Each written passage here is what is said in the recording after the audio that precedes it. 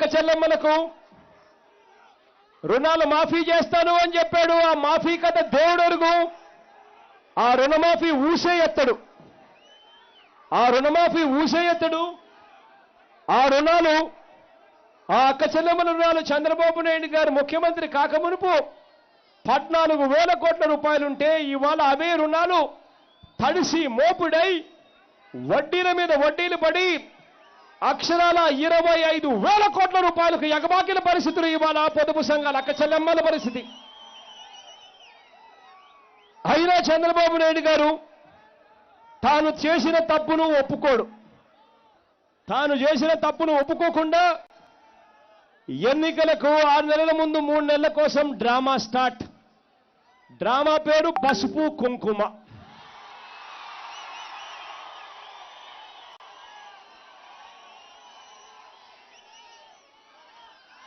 డ్రామాలు అందరితో ఆగిపోవు, డైలాగులు అందరితో ఆగిపోవు. రైతులందరికీ మనం 50,000 ఉచితంగా ఇస్తాము, పెట్టుబడి నిధి కింద ఇస్తాము అని మనమంటే ఈ పెద్ద మనిషి చంద్రబాబు నాయుడు గారు బడ్జెట్ ప్రవేశపెడతాడు. 6వ బడ్జెట్ ప్రవేశపెడతాడు. మామూలుగా ముఖ్యమంత్రులు 5 బడ్జెట్లే ప్రవేశపెడతారు. కానీ ఈ పెద్ద మనిషి 6వ బడ్జెట్ ప్రవేశపెడతాడు. ఆ 6వ బడ్జెట్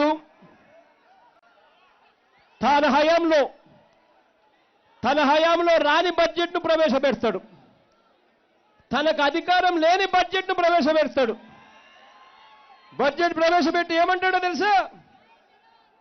5,000 కోట్లు రైతుల కోసం కేటాయిస్తాను అని చెప్పి బడ్జెట్లో పెడతాడు. ఆశ్చర్యం ఏమిటో తెలుసా? ఈ పెద్ద మనిషి రైతులకు వడ్డీకి కూడా సరిపోని విధంగా చేసిన రైతుల రుణమాఫీ అనే పథకంలో 4వ విడత 5వ విడతకు సంబంధించిన చెక్కులు రైతులకు ఇచ్చాడు. ఆ చెక్కులు బౌన్స్ అవుతా ఉన్నాయి. దానికి సంబంధించిన లెక్కలే 8,200 కోట్ల రూపాయలు బకాయిలుగా నిలిచాయి. దాని గురించి పట్టించుకోడు పెద్ద మనిషి. పట్టించుకోడు. కానీ తనది కాని బడ్జెట్లు 6వ బడ్జెట్లో, తన హయాంలో రాని బడ్జెట్లో రైతులకు 5,000 కోట్ల రూపాయలని చెప్పి రైతుల చెవుల్లో పూలు పెట్టే కార్యక్రమం చేస్తాడు. ఎన్నికలకు 6 నెలల ముందు 3 నెలల కోసం తాను తీస్తున్న సినిమా డైలాగులు అందరితో ఆగిపోలేదు. రాజధాని నగరం అంటాడు. 1000 ఎకరాల భూములు తనకు నచ్చిన వాళ్లకు, బినామీలకు అమ్ముకుంటాడు ఇష్టం వచ్చిన రేటుకు. రాజధాని కట్టడు. కానీ ఆ రాజధాని తాను కడతా ఉన్నట్టుగా బిల్డప్ ఇస్తాడు. రాజధాని ఎక్కడుంది అని చెప్పి ఎవరైనా అడిగితే బాహుబలి సినిమా చూశారా అని అంటాడు. ఆ గ్రాఫిక్స్ చూపిస్తాడు. ఎన్నికలకు 6 నెలల ముందు 3 నెలల కోసం చంద్రబాబు నాయుడు గారు తీసిన రెండో సినిమా. 4.5 సంవత్సరాలుగా జాబులు ఇస్తానన్నాడు. జాబులు ఇవ్వలేదు. ఏపీ బీఎస్సీకి సంబంధించిన ఆంధ్ర రాష్ట్రం విడిపోయేటప్పుడు 1,42,000 ఉద్యోగాలు ఖాళీగా ఉన్నాయని అన్నారు. ఆ తర్వాత రిటైర్మెంట్ కూడా లెక్కేసుకుంటే, రిటైర్ అయిన ఉద్యోగస్తులు కూడా లెక్కేసుకుంటే మరో 90,000, దాదాపుగా 2,40,000 ఉద్యోగాలు ఖాళీగా ఉన్నా జాబులు ఇవ్వలేదు. ఇంటింటికి జాబ్ అన్నాడు. జాబులు కదా దేవుడెరుగు. జాబులు ఇవ్వలేదు. జాబులు ఇవ్వకపోతే ఇలా ఏలెత్తి చూపించాడు. 2,000 ఇస్తానన్నాడు. జాబు లేదు, 2,000 లేదు, డబ్బులు లేవు. 4 సంవత్సరం గడిచింది. కానీ ఎన్నికలకు 6 నెలల ముందు 3 నెలల కోసం 2,000 కాస్త 1,000 రూపాయలు అయిపోయింది. రాష్ట్రంలో 1,70,00,000 ఇల్లులుంటే 1,70,00,000కు ఇంటింటికి ఉద్యోగం అన్నాడు. ఉద్యోగం ఇవ్వకపోతే 2,000 అన్నాడు. 1,70,00,000 ఇల్లులు తగ్గించి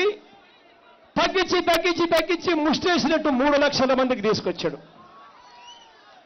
ఎన్నికలకు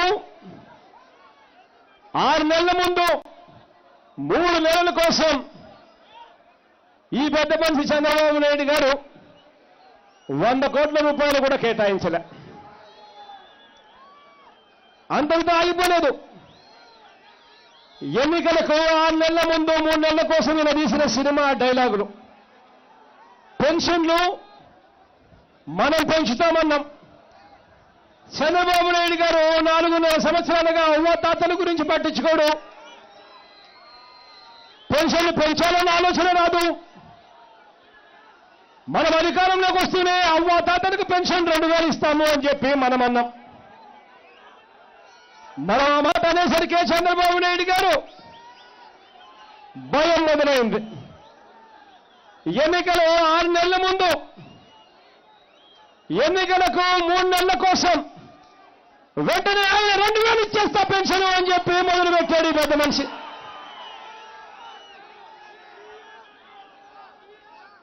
అందరితో కూడా ఆగిపోలేదు. జగను వ్యవసాయ ట్రాక్టర్లకు రోడ్డు ట్యాక్సులు రద్దు చేస్తాను అన్నాడు. జగను ఆటోలకు, టాక్సీలకు 10,000 రూపాయలు 10 సంవత్సరం ఇస్తాను అని చెప్పి అన్నాడు. ఆయన వెంటనే ఎన్నికలు వచ్చేసాయి. ఎన్నికలకు 6 నెలల ముందు 3 నెలల కోసం చంద్రబాబు నాయుడు గారు ఏం చేశారో తెలుసా? ఎన్నికలకు 6 నెలల ముందు 3 నెలల కోసం చంద్రబాబు నాయుడు గారు ఏం చేశారో తెలుసా? ఆటో డ్రైవర్ దగ్గరికి వెళ్ళి కాకి చొక్కా వేసుకున్నాడు. 4.5 సంవత్సరం వేసుకోవాలా, 4.5 సంవత్సరం పట్టించుకోవాలని ఆలోచన రాలా.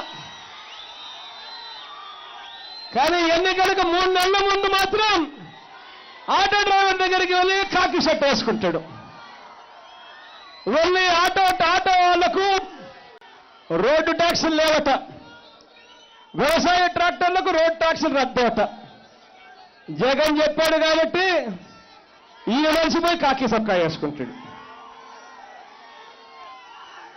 ఎన్నికలకు 6 నెలల ముందు 3 నెలల కోసం సినిమా డైలాగులు ఇంకా అయిపోలా. జగన్ ప్రతి కులానికి కార్పొరేషన్ అన్నాడు, ప్రతి పేదవాడికి మంచి చేస్తాను అని జగన్ చెప్పాడు. జగన్ చెప్పాడా? అయితే ఇబ్బందే కదా. వెంటనే చంద్రబాబు నాయుడు గారు ఎన్నికలకు 6 నెలల కోసం, 6 నెలల ముందు 3 నెలల కోసం ఏమన్నాడు? ప్రతి కులానికి కార్పొరేషన్ అట. 4 సంవత్సరం గుర్తుకు రాలా, ఎన్నికలకు 3 నెలలు మాత్రం గుర్తుకొస్తుంది. ఈ పెద్ద మనిషి చివరికి 10వ తరగతి చదువుతూ ఉన్న పిల్లల్ని సైతం ఈ పెద్ద మనిషి మోసమే చేస్తాడు.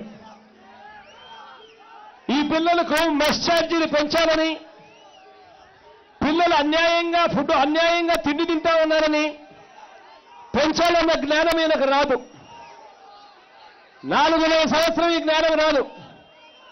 కానీ ఎన్నికలకు మాత్రం 6 నెలల ముందు మాత్రం జగన్ వచ్చిన తర్వాత మంచి చేస్తాడు అనేసరికి మాత్రం ఈ పెద్ద మనిషి పిల్లలకు చారు నీళ్లు కూడా సరిగ్గా ఇవ్వని ఈ పెద్ద మనిషి చివరి 6 నెలలు మాత్రం హాస్టల్ విద్యార్థులకు కోడి కూర పెడతాను అని చెప్పంటాడు ఈ పెద్ద మనిషి చంద్రబాబు నాయుడు గారు. అంతటితో కూడా ఆగదు. 2013లో ఇదే పెద్ద మనిషి చంద్రబాబు నాయుడు గారు బీసీ డిక్లరేషన్ చేశాడు. బీసీ డిక్లరేషన్ చేసి మేనిఫెస్టోలో బీసీ కులాలకు 119 హామీలు ఇచ్చాడు. ఆ 119 హామీలకు దిక్కులేదు. కానీ ఎన్నికలకు 3 నెలలు ఉన్నాయనేసరికి మళ్ళీ రాజమండ్రి పోతాడు. మళ్ళీ బీసీ డిక్లరేషన్ అని చెప్పి మళ్ళీ అంటాడు ఈ పెద్ద మనిషి చంద్రబాబు నాయుడు గారు. ఇంతకు ముందు ఇచ్చిన బీసీ డిక్లరేషన్ కదా దేవుడు